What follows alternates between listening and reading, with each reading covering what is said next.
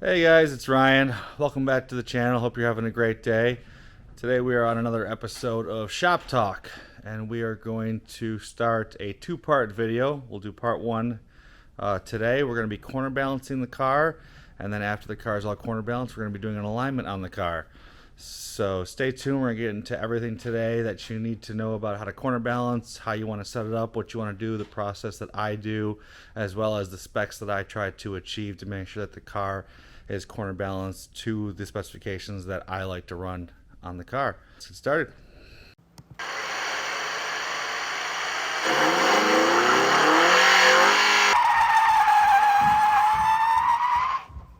Alright guys, first things first, you're going to need yourself a set of scales to corner balance the car. I've been using these ProForm wireless scales for the last couple of years. They've always worked out well for me. Next, you're going to want to take the car and you're going to want to prep the car in race trim. So I've got to do that right now. We just came back from the dyno a couple days ago, so I've got a little bit too much fuel in the car and I need to put the top on the car. So we need to siphon out what is in the car currently. I'm going to put 3 gallons of fuel in the car. We're going to put the hard top on, and then we're going to set up the scales and get going. Alright, so as you can see, the car is on the scales. The top is on. I got all the E85 pumped out. I put 3 gallons of 93 octane fuel in the car. The reason why I choose 3 gallons is because I put about 4 to 4.5 gallons of fuel in the car for a 45-minute race. And when I'm done, I've got about 1 gallon left in the tank after that race as just a little reserve. So I fill the tank up with half of what's needed for a 45-minute race, and I do my corner balance there. So here's the readings of the car, empty. Clearly, I've got to get in the car, and then we'll see what the corner balance is. 2240 is about what I think the car should be. My goal weight is going to be 2,500 pounds in NASA ST5 trim, but that's my minimum weight. So when I come off track, I have to be 2,500 pounds or heavier for the tune and the power that I want to run the car. Alright, so before you get started corner balancing the car, there's 2 things that you're going to need. One is you're going to need your spanners or your perch adjustment tool for the coilovers that you have on your car. And 2, you're going to need, I just need a 14mm wrench, but you're going to need whatever tool on your car that you need to disconnect your sway bars. You do not corner balance a car with the sway bars connected. It will mess up your readings and it will not be accurate. Also, before we get started, I need to measure my rake on this car because this year for my alignment settings, I'm going to be introducing a 1/4 inch of rear rake in the rear of the car, and that's going to need to be set during your corner balance. I basically just need to jack up the 2 rear coilover perches a little bit so that way I can get just a little bit more height out of the rear of the car. Doing a little bit of research. I've never done it before in this car, but it's supposed to help a lot with mid-corner rotation, corner entry rotation of the car. So I'm going to put a little bit in there this season and see if I like it or not. Pretty easy to take it out if I choose not to. So let's get the car up in the air, disconnect our sway bars, and let's measure what our current rake is right now. Alright, so you can see here I've just gone ahead and taken my nut off the rear sway bar and just let it hang down. This frees up the suspension so you can't bind. Same thing over here. I've taken this one off and just let it sit here. And now we're ready to corner balance the car. Alright, so now that we've got the end links disconnected, I'm ready to corner balance the car. First things first that we discussed is I need to set my rake. So I got a board on the floor, making sure that it's pretty level. Car jacked up in the air. And I'm going to be measuring from the pinch weld, front and rear on the car. And I'm looking for about 8 to 10 millimeters higher ride height on the rear pinch weld than on the front. That's going to be about 1/4 inch. So we'll put the car down, roll it back and forth a little bit so we can get the suspension to settle, And then we will crawl under here with the lift arms out of the way and see what our current rake is on both sides to find out what we need to do to adjust the rear. Little trick for you when you're doing alignments on the cars, doing adjustments on the cars, put some painter's tape on your fenders. That way you can do your measurements and you can write them down each corner. You don't have to worry about remembering them. You can write down exactly when you measure and it's always right there for you. Alright guys, so this is how we are doing the measurement down here. I am measuring on the pinch weld right here. And if you can see, I've got a mark on the weld here, and that's going to be my measurement point at all times. Alright guys, so now we are in the car, and we are going to find out what our current corner weights are on the scale. I just got my pinch weld measurements, so I know what the adjustments I need to make, but I would like to know the corner weights on the car currently, because that might help me figure out which corner I would like to adjust to get the rate that I want, if I've already got to adjust a corner as it is anyways to add more weight to it, and that will increase my ride height there. Then I'll knock out two birds with one stone. So we're in the car, it's on the ground. What I like to do is I put the boards behind the scales and I'll just turn the car on and I'll just drive back and forth a little bit to let the suspension kind of set a little bit, because I don't have spherical bushings in this car. They are still rubber, so you want to make sure that the suspension sets and you get all of that binding out of your suspension after you lift it up and down on the car lift. You are off the scales, you want to zero them so that when you drive on they are all zeroed. Let me turn this around, maybe it'll be a little bit easier. So as you can see, I've got the board under the tires, and then I can look at the scale back here to figure out when my rear tire is on that scale, so I can use this as a guide to know when I'm on the scales, when I'm not, because you don't want to have just a little bit of your tire catch on the wood and then not be on the scale, and it'll give you a wrong reading. So right now we're just going a little bit back and forth, hit the brake a couple times.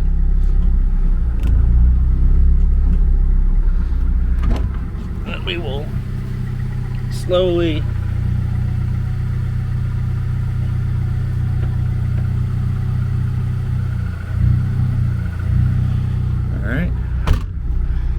we are on the scale. Turn the car off. Those are my numbers. Give myself a little wiggle in the seat. All right, so we're at 2480. Yeah, 2480 is about where I'm going to call it for settling. Alright guys, so here's the screen and here's the weights entered, and this is how I calculate my corner balance. So you can see up here in red 673, 652, 588 in green, 571 here. I've created this Excel table for me, and I can share it if anyone wants it. Please let me know and I can send it to you. But it's pretty simple though. You know, over here we've just got the front added up, the rear added up, in which case then you just take your percentage front to rear. So front to rear, the car is actually very well balanced with me in the car. And then you've also got your left cross weight down here. Left cross weight is your left front and your right rear. And then you've got your right cross weight, which is your right front and your left rear added up. So when we add those up, we are at 1244 left cross and we are at 1240 right cross. So we are pretty much perfectly on 50%. So the issue that I do have down here now though is that when you look at, these are my measurements on my rake. So on the left side I've got a 1/8 of an inch of rake, and on the right side I have got 0 rake. They are the same. Additionally, my left front is pretty low. So what I think I'm going to do is I'm going to try to adjust my rake so that the left front and the right front are about 5 1/4, and then my right rear is going to be about 5 1/2. We'll see what that does to our corner balance, and then we will adjust based on that and see where we end up. Because additionally, I do want to raise my car a little bit. And I do want to raise my car a little bit for a couple of reasons, and that is that I do bottom out the pinch weld every once in a while when I take curbs aggressively. So the car is pretty low, and I don't want to lower it anymore. Additionally, it's kind of annoying to always have to drive the car on blocks to get it under lifts, to get it under jacks, to get it into trailers. So I think an extra, 1/4 inch of ride height isn't going to kill me. And then I'll be able to put that rake in there. So that's what I'm going to try to do right now. Underneath your car, to your coilover, I'm using the MCS two-way non-remotes. And you need to adjust your ride height based on these perches here. They're friction locking rings. So you got to spin the one down, and then the top one you'll be able to spin up or down, and that will adjust the preload and the ride height on your spring. I've got helpers in here to help a little bit with my suspension drop. These coilovers, they do not have a preload ride height independently adjustable. You adjust them together, so not a huge deal. So these ones are already broken loose a little bit, but you basically just take your whatever perch tool that you got with your coilovers in the top, you'll hold the top one, and the bottom one you will spin to loosen it up, and then you will spin it down and you will spin it out of the way. Just to get it out of the way. Now this corner is my lowest corner, so this corner has to go up 1/4 inch. So you will just take this. It's a little difficult to do by hand, so you might need to sit here and use your tool and just keep going up.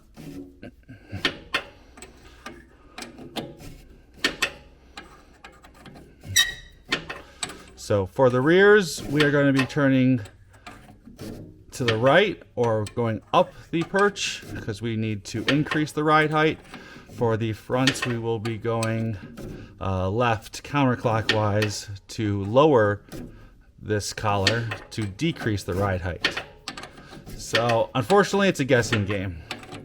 I'm just going to get a good amount of turns in here on all the corners, lower the car down, measure again, see how it adjusted.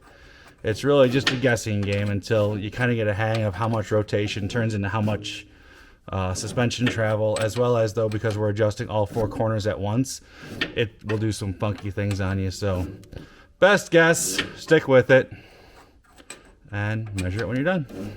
So I'm going to leave that one there. I'm going to go adjust the other 4 corners, and we will remeasure again and see if my best guesstimation is worth anything. All right, so we played with it for a little bit. The left rear gave me some trouble. We had to adjust it the most as well, but we got them where we wanted them. We were at 5 1/4 up front, 5 1/2 up front, which gives us 4 1/4 front ground clearance and 4 1/2 inches rear ground clearance. So we hit all of our targets. There's the car. When you guys do this, though, keep the blocks behind your scales or whatever you're doing, because every single time you lift the car up and you put the car back down, you need to roll the car back and forth. You need to rock the car. Make sure that the suspension gets worked out, isn't bound, and is free to move around, so that way it sits natural.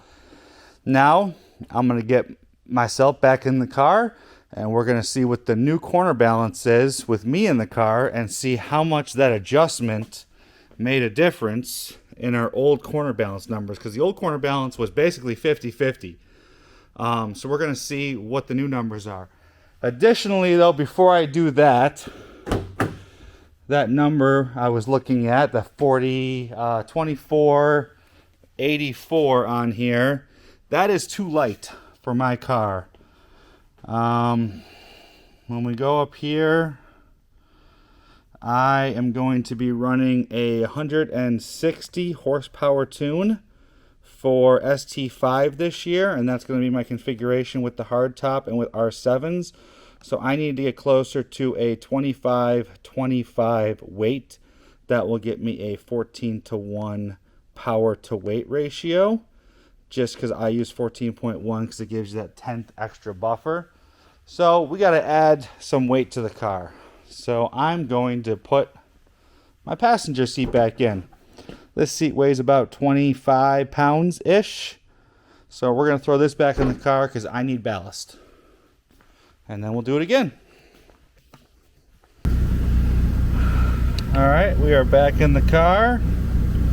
We are zeroing our scales. And now we're going to go back and forth a little bit.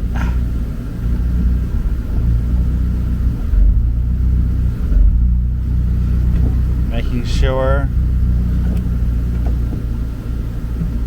And then we will roll on the scale.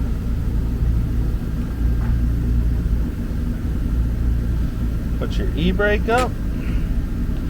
Stop the car. And let's see what our new weight is. So 25-20. Go plug it into our formula and see if those numbers are acceptable or not. Alright guys, so that's how our numbers have swung. We are at 25-21. We are at 675 left front, 664 left rear, 601, 585. So a total of 25-21. And our left cross is 49.82 with a right cross of 50.18. So all of that, putting the rake in the car, adding the passenger seat, netted a 0.4% cross weight, corner weight shift to the right cross weight, which again, I'm not going to play with because a car that's set up with a little bit more right bias cross weight is also a little bit better handling car for right hand corner tracks. So that plus I'm within, 0.18% to 50-50 perfectly. It's just slightly on the right side. So I'm going to leave this the way it is. There's no adjustments that need to be done. Now, clearly, if there were adjustments that needed to be done, you would identify, depending on your corners here, like for instance, I've got 581 as my right rear corner. That's the lightest corner on the entire car. It's within 90 pounds of the front left corner, so not terribly bad. But if I wanted to do anything, I would try to take weight away from my left front, or add weight to my right rear, or add weight to my right front first. So I would try to take a little bit of weight off the left and add a little bit of weight to the right, and just play with those numbers until they got to the 50-50 or 50.5, 49.5 corner weight that you want for your car. And you'll do that by the same method that we talked about previously. If you want to add weight to a corner, you increase the ride height. Now you're talking small adjustments with these. If you want to take weight away, you decrease the ride height there. You take a little bit of preload away. Small adjustments, maybe 3 rotations on the spring perch altogether. When you are all done doing your corner balance, you need to remember to go back under the car and spin these up and lock them again. All right. So now you get your spanners in there and you will lock them. Additionally, don't forget to go put your sway bar end links back on and get your nut and put them on both sides. So I'm going to do that now. Alright, so the car is back on the ground. All of the spring perches are tight and locked against each other. All the sway bar end links are connected back on. Got everything cleaned up. Did end up going and bolting in my passenger seat. That's my ballast. Plus it also helps too. I use a coach every once in a while, and I take people for a ride, so dual purpose. I need the weight anyways for ST5. I'll end up removing all of that for Gridlife. It doesn't really make that much difference in the corner balance. Alright, so that's the end of part 1 of this 2-part episode in suspension and chassis setup. That's the entire process and how I go about corner balancing my car, what I'm trying to achieve, how I do it, all that type of stuff. Part 2 is going to be coming up next. We're going to get our hub stands out. We're going to get the car up in the air. We're going to set up our strings, and we're going to start doing an alignment on the car now that we've got the corner balance set. I always do my corner balance first because corner balance is going to affect ride height. Ride height is going to affect your alignment. So corner balance first, then alignment. So stay tuned. Part 2 is going to come up next, and we're going to do that. In the meantime, if you got finished with this episode and you have any questions, comments, why I did something the way that I did it, maybe yours a little bit different, a little bit of explanation, please feel free to reach out to me, and I'd be more than happy to help you out with it. So thanks for staying with me today. I'll see you again next time.